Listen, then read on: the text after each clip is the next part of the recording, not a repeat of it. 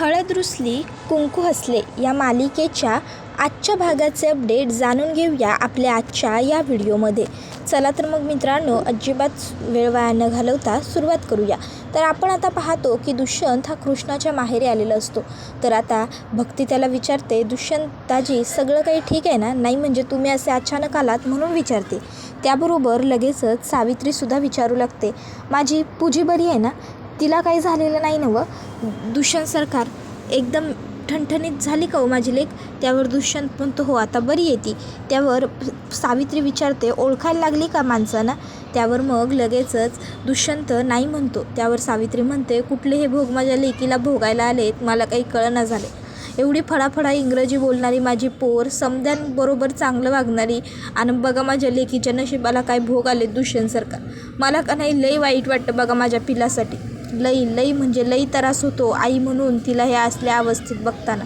अहो पार काळीच पिळवटून निघतो माझ्या लेकराकडं बघताना. त्यावर दुष्यंत म्हणतो, तुम्हाला हे सगळं जे पूजाच्या बाबतीत वाटतं ते सगळं कृष्णाच्या बाबतीतही वाटतं का? हेच विचारायला एक्झॅक्टली मी इथे आज आलो आहे. त्याबरोबर आता दुसरीकडे इकडे बाळजाबाई ह्या आता मैनावतीला सांगतात, एक काम कर, सगळ्या नोकर माणसांना सुट्टी दे. त्यावर मैनावती म्हणते, काय सगळ्या नोकरांना सुट्टी देऊ? आणि मग घरातली कामं कोण करणार बाळजाबाई? त्याबरोबर बाळजाबाई म्हणतात, अगं मैनावती असं काय करतेस? त्यावर मैनावती म्हणते, म्हणजे? त्यावर बाळजाबाई म्हणतात, अगं थाटामाटात मंगलाष्टका म्हणत ढोल ताशे नगाडे वाजवत आणलाय की आपण एक गडी, त्यो करणार आज घरातली समधी कामं.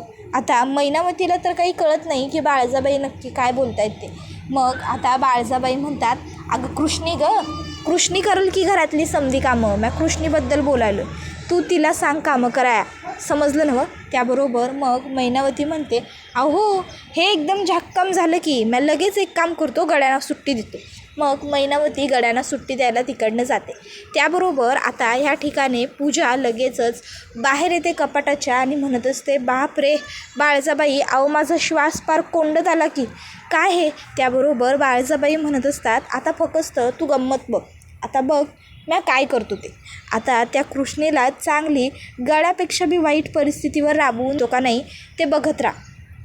त्या कृष्णेला लिहाऊस आहे नवं समध्या गोष्टींची, आता म्हणावं कर हाऊस पूर्ण.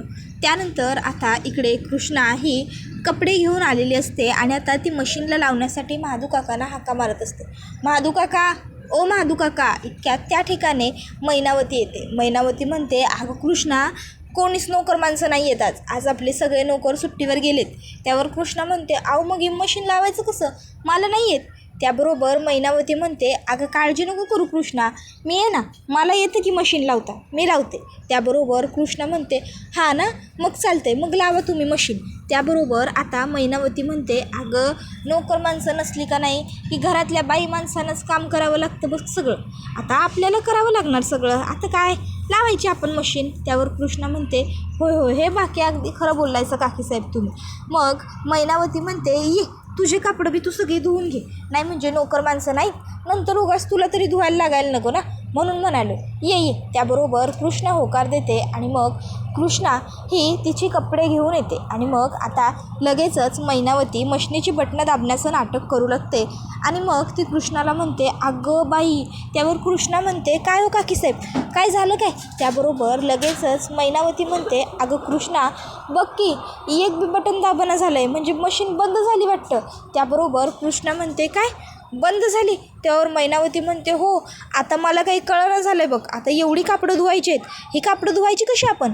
त्यावर कृष्णा म्हणते, अहो काकीसाहेब तुम्ही कशाला काळजी करताय, मी आहे ना, मी हातानं धुतो एवढी कापडं, अहो मला सवय आहे कापडं धुवायची, मी धुतो. त्याबरोबर मैनावती म्हणते, नक्की धुशील नवं, नाही म्हणजे उगाच तुला काही त्रास नाही वाटणार नवं?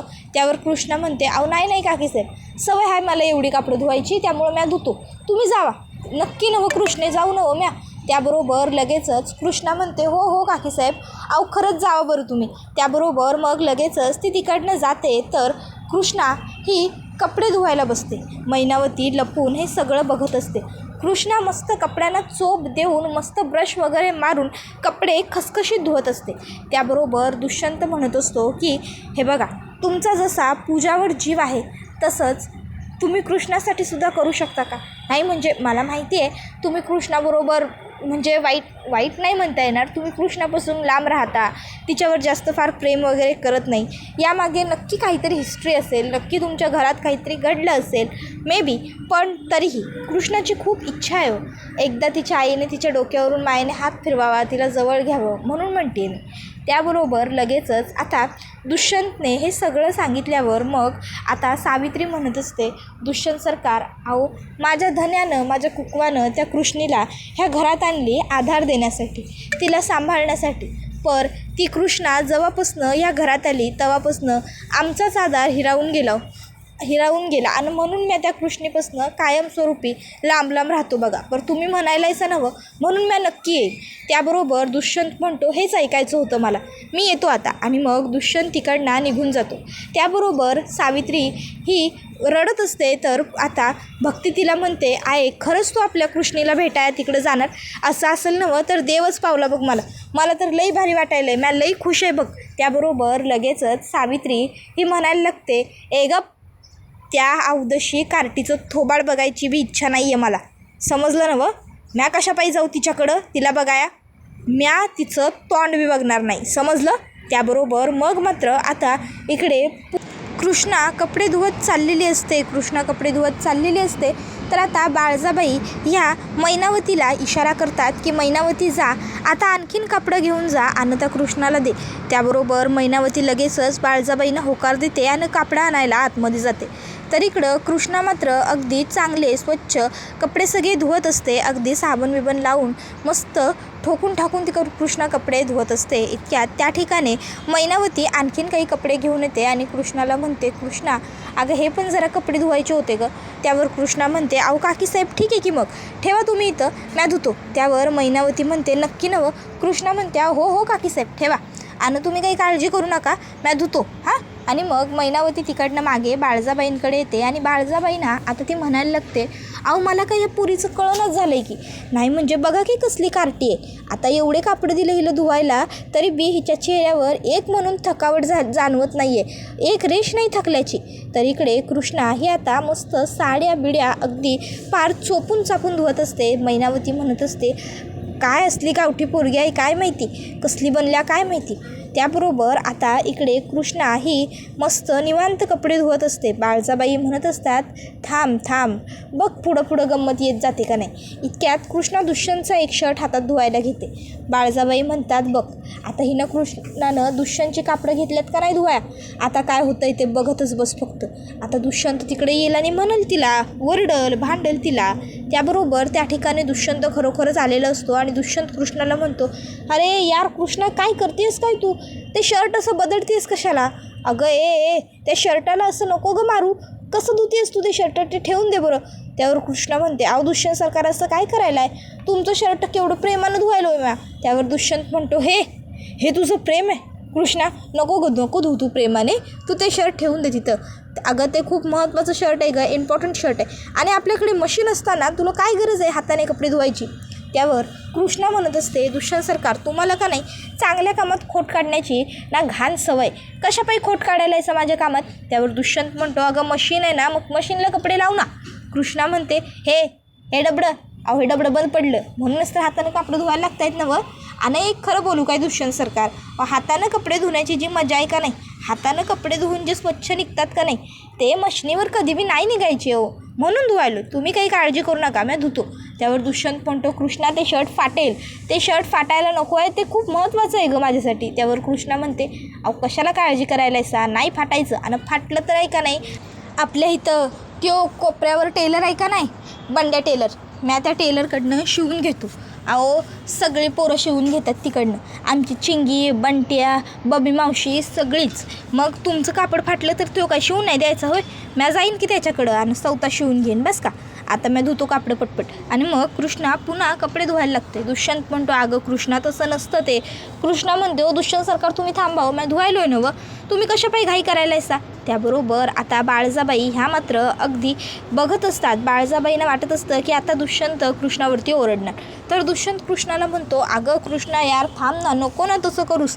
कृष्णा म्हणते, दुष्यंत सरकार अहो तुम्ही काय करायला सा, अहो पडशीला का ते सरपोरनं, थांबा पण दुष्यंत कृष्णाचं काही ऐकत नसतो. आता ते शर्ट वाचवण्यासाठी तो पुढे मध्ये चाललेला असतो आणि चाललेला असताना आता दुष्यंत पडतो. त्याबरोबर पटकन कृष्ण हातातलं धोपाटणं सोडते आणि आता ती उठते पटकन आणि दुष्यंतला वाचवायला जाते आणि ती दुष्यंतला पकडते.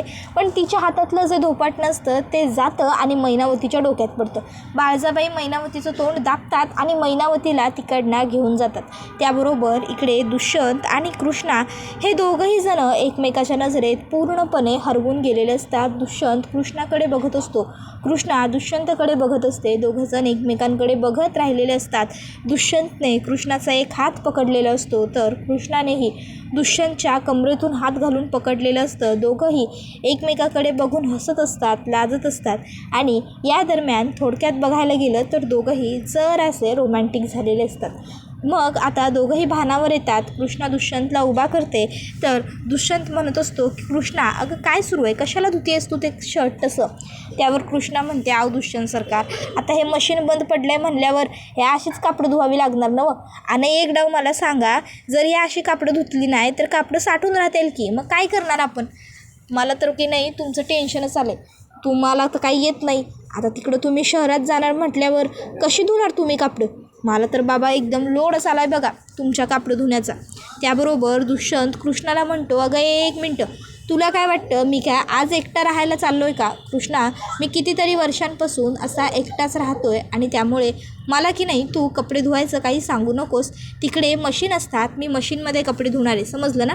त्यावर कृष्णा म्हणते आव पण ते तुमच्या मशीनीचं डबडं कधीतरी बंद पडतंच की, मग तवा काय करणार तुम्ही. तवा होणार का नाही तुमची चांगली पंचायत, चांगली फजिती होणार तुमची. त्याबरोबर मग दुष्यंत म्हणतो एक मिनटं, काही पंचायत वगैरे होणार नाही आहे माझी, काही फजिती होणार नाही आहे, मलासुद्धा येतात कपडे धुता. तू एकदा मला करून दाखव मग मी धुवून दाखवेन. कृष्णा म्हणते बघा दुष्यंत सरकार. दुष्यंत म्हणतो हां मग तू दाखव ना मला एकदा कसं धुवायचं ते, मग बघ त्यानंतर मी बरोबर धुतो का नाही ते बघ. त्याबरोबर कृष्णा म्हणते बरं आता तुम्ही एवढं म्हणायलायसा तर ठीक आहे धावतो म्या, बघू तुम्हाला जमतं आहे का नाही ते. मग कृष्णा ही दुष्यंतला दाखवते असं पाणी ओतायचं, ह्यो असा साबण लावायचा कपड्याला आणि मग हे असं घासायचं बघा, हां असं, हां घासा घासा. त्याबरोबर दुष्यंत म्हणतो हे असं. त्यावर कृष्णा म्हणते हां हे असं. इतक्यात चुकून कृष्णाच्या हातून दुष्यंतवरती पाणी उडतं. मग दुष्यंतसुद्धा कृष्णावरती पाणी उडवायला लागतो. आता दोघं नवरा बायको कपडे धुताना मस्ती करत असतात, एकमेकांच्या अंगावरती पाणी उडवत असतात. दुष्यंत कृष्णाला म्हणत असतो ए कृष्णा नको यार माझ्यावर नको उडू. कृष्णा म्हणत असते हां तुम्ही कसं उडवायला आहे आणि मग कृष्णा पुन्हा कपडे धुवायला घेते. त्याबरोबर आता इकडे बाळजाबाईंनी मैनावतीचं तोंड दाबून धरलेलं असतं. त्या तिला म्हणत असतात अगं थांब थांब ओरडू नको दाबू दे मला. आणि मग आता बाळजाबाई ह्या मैनावतीचं डोकं दाबत असतात. इतक्यात त्या ठिकाणी आता लगेचच जयकांत येतो. आता जयकांत येतो आणि बघतो तर काय मैनावती रडते. मग जयकांत आतमध्ये येतो आणि म्हणू लागतो मम्मी अगं काय गं काय झालं, तू रडतेस कशा पायी. त्याबरोबर आता लगेचच बाळजाबाई ह्या जयकांतला सांगतात जयकांत जा आईस पॅक घेऊन ये. त्याबरोबर जयकांत म्हणतो हो हो आणतो की लगेच आणतो. आणि मग जयकांत हा आता तिकडनं लगेचच आईस पॅक आणायला जातो. आईस पॅक तो घेऊन येतो आणि बाळजाबाईंच्या हातात देतो. त्याबरोबर मग आता बाळजाबाई ह्या आता त्या आईस पॅकने मैनावतीचं डोकं शेकायला सुरुवात करतात. आता मैनावतीचं डोकं बाळजाबाईंनी जर त्यांच्या हातानं शेकल्यानंतर मग मैनावती म्हणत असते बाकी काही पण म्हणा बाळजाबाई, नाही म्हणजे तुम्ही माझी तुमच्या हातानं अशी सेवा करायला असं का नाही हे बघून मला लई बरं वाटायलं. त्याबरोबर बाळजाबाईंचे हात थांबतात. तर आता जयकांत हे सगळं बघत असतो आणि त्याला कळतच नसतं की हे सगळं नेमकं सुरू काय. त्याबरोबर मग आता मैनावती म्हणते अहो नाही म्हणजे सेवा करायला असं म्हणजे माझं डोकं चेपायला आहे हो, आज पाहू तर कधी बी तुम्ही असं माझं डोकं चेपलं नव्हतं ना म्हणून म्हणलं म्या इतक्या वर्षात पहिल्यांदा तुम्ही माझं डोकं चेपायलं आहे म्हणून. त्याबरोबर लगेचच बाळजाबाई पुन्हा मैनावतीच्या डोक्यावर हात ठेवतात आणि आता त्या मैनावतीचं डोकं पुन्हा एकदा दाबायला लागतात. त्याबरोबर मैनावती म्हणते आहो ते समजा मरू द्या बाळजाबाई. आणि मग ती उठून उभी राहते आणि म्हणत असते आहो बघतायसा नवं ती कृष्णी तुमच्यावर काळ बनूनच आलेली आहे, नाही म्हणजे आज अगदी थोड्याशा अंतरानं तुम्ही हुकलात बघा, नाहीतर मला तर वाटतं आज तिनं तुमचंच टकुरं फोडलं असतं. अहो ती कृष्णी काय नाही तुमचा बदला घेतल्याशिवाय कुठं जाईल असं मला तरी वाटत नाही. बाळजाबाई, अहो ती कृष्णी काय साधीसुधी पोर नाही, ती कृष्णी लईच धीट पोर आहे. आज बघितली ना एवढी कापडं धुतली तरी तिच्या तोंडावरची रेष नाही हल्ली. त्यावर जयकांतसुद्धा म्हणतो, अहो काकीसाहेब, ती पोर गावच्या मातीत शेतात वावरात मोठी झालेली आहे, दगडासारखी कटक बनलेली आहे. ती पोर आपल्याला भारी पडणारच की जरा. त्या पोरीबरोबर म्हणजे काय पंगा घेणं अवघडच काम आहे. त्याबरोबर बाळजाबाई म्हणतात, असं बरं मग ठीक आहे की, मला तरी बघू देत की ती पोर एवढी किती कणक आहे आणि किती धीट आहे ते. आता बाळजाबाई म्हणत असतात, म्या पण बघतोच, त्या पोरीला हरवणं मला एवढं केवढं जड जातं ते. काय बी झालं नवं तरी बी त्या कृष्णीला तर म्या हरवणार म्हणजे हरवणारच, आणि माझ्या दुष्यंतच्या आयुष्यातनं बाजूला पण घालवणार. फक्त तुम्ही समदे बघत राहा. त्याबरोबर आता इथं कृष्णा ही दुष्यंतला म्हणत असते, दुष्यंत सरकार, अहो काय चाललं आहे काय तुमचं? नाही म्हणजे आता तुम्ही एवढी कापडं धुतली आणि आंघोळ बी केलीत होय, काय गरज पुण्यांदा आंघोळ करायची? त्यावर दुष्यंत म्हणतो, तुझ्यामुळे झालं हे सगळं, तुझ्यामुळे धुतलेत मी कपडे, पण बघ शेवटी जमले की नाही? त्यावर कृष्णा म्हणते, हां बरोबर, राहू द्या, एवढं कौतुक नका सांगू. त्यानंतर मग दुष्यंत म्हणतो, अरे यार अशी कशी आहेस तू? त्यावर कृष्णा म्हणते, पुरे घ्या चहा पिऊन घ्या. मग दुष्यंत आता चहा प्यायला घेतो. त्याबरोबर आता कृष्णा ही म्हणते, बरं चला तुम्ही घ्या चहा पिऊन, मी आलो. आज आपल्या घरातली सगळी गडी माणसं सुट्टीवर आहेत म्हणल्यावर आज घरातल्या बायकांनाच समधी कामं, मी आलो आवरतो. त्याबरोबर मग दुष्यंत म्हणतो, कृष्णा ऐक ना, जरा माझ्या डोक्याला मसाज करून देशील प्लीज? त्यावर कृष्णा म्हणते, अहो देतो की, त्यात काय एवढं, बसा. त्याबरोबर मग दुष्यंत हा कृष्णाच्या समोर बसतो आणि मग आता दुष्यंत समोर बसलेला असतो आणि कृष्णा ही छानपैकी त्याच्या डोक्यावरती मसाज करून देऊ लागते. दुष्यंत कृष्णाला म्हणत असतो, कृष्णा तेल फार लावू नको, तेल थोडं लाव. कृष्णा म्हणते, होय हो. आणि मग थोडं थोडं तेल लावून कृष्णा छानपैकी आता दुष्यंतच्या डोक्याला मसाज करून देते. आता कृष्णाने मसाज करून द्यायला सुरुवात केल्यावर दुष्यंत म्हणतो, खरंच कृष्णा, एवढ्या प्रेमाने कितीतरी दिवसांनी कोणतरी मायेने डोक्यावरून हात फिरवते. नाही म्हणजे आई करून देते अशी मसाज, पण आईनंतर आज तू करून देतेस, खरंच खूप भारी वाटतंय. त्यावर कृष्णा म्हणते, होय ना, पण ह्या प्रेमात खरे पण असलं पाहिजे. त्यावर दुष्यंत म्हणतो, म्हणजे काय म्हणायचं आहे तुला? त्यावर कृष्णा म्हणते, अहो म्हणजे मला म्हणायचं आहे की आईसारखी माया अशी समध्यासनी करता आली पाहिजे हो, खरी माया. आता मनातल्या मनात कृष्णा म्हणत असते, दुष्यंत सरकार, तुमच्या नशिबात आईचं प्रेम तर आहे, पण त्यांचं वागणं, बोलणं, बसणं, उठणं समजच खोटं आहे की, आणि तुमच्या नशिबात हे समजा खोटं आलं आहे, यासाठी मला लई वाईट वाटतं बघा, लईच दुःख होतं मला या समजा गोष्टींचं. असं तुम्हासनी जेव्हा हे समजल तेव्हा तुम्हासनी काय वाटेल ह्या गोष्टीचा प्रश्न मला राहून राहून सतत पडतो बघा. त्याबरोबर आता इकडे दुष्यंत हा मनात विचार करतो, कृष्णा तू हे असं बोललीस कारण तू इतकी वर्ष तुझ्या आईच्या प्रेमासाठी असुसलीस, मला माहिती आहे, पण कृष्णा काळजी करू नकोस, आज तुझं हे स्वप्न पूर्ण होणार आहे. आज तुला तुझ्या आईचं प्रेम, तुझ्या आईचा स्पर्श सगळं काही मिळणार आहे, बघत राहशील तू. त्यानंतर मग कृष्णा ही दुष्यंतची छानपैकी मसाज करून देत असते. दुष्यंतलाही बरं वाटत असतं. दुष्यंतला आता कृष्णाच्या मनात नेमकं काय सुरू आहे ह्या गोष्टीचा अंदाजच आलेला नसतो. त्यानंतर पुढील भागात आपल्याला असे पाहायला मिळते की इकडे कृष्णा ही झोपलेली असते आणि आता तिच्या डोक्याजवळ तिची आई येऊन बसते आणि तिची आई डोक्याजवळ येऊन अलगद तिच्या मांडीवरती कृष्णाचं डोकं घेते आणि मग आता कृष्णा ही डोळ्या भरून तिच्या आईकडे बघत असते. त्यानंतर आता पूजाने ठरवलेलं असतं की काहीही झालं तरीही डीला मी या घरातनं बाहेर पडू देणार नाही. मग त्यासाठी अगदी मला त्या कृष्णाच्या जीवावर उठावं लागलं तरीसुद्धा चालेल. आणि त्यानंतर कृष्णा आणि दुष्यंत हे दोघंजणं एक मोठं पातेलं डोक्यावर घेऊन चाललेले असतात आणि तिथे आता मुद्दामून पूजाने आर्थिंगची वायर टाकून ठेवलेली असते जेणेकरून त्यावर कृष्णाचा पाय पडावा यासाठी. पण तिथे आता दुष्यंत चाललेला असतो आणि पूजाला हे बघून टेन्शन येत असतं. तर हा व्हिडिओ इथेच संपतो. व्हिडिओ आवडला असेल तर व्हिडिओला लाईक करा, चॅनलवर नवीन असाल तर चॅनलला सबस्क्राईब करा आणि बेल आयकॉन आठवणीने प्रेस करा जेणेकरून तुम्हाला पुढच्या प्रत्येक व्हिडिओचं नोटिफिकेशन मिळत जाईल आणि सर्व व्हिडिओंचा आनंद हा अगदी उत्तम पद्धतीने घेता येईल. चला तर मग प्रेक्षकांनो आजच्या पुरतं इथेच थांबूया. पुढचा व्हिडिओ येईपर्यंत या व्हिडिओचा छान पद्धतीने आनंद घेत राहा. टाटा, बाय बाय, धन्यवाद, take care all of you.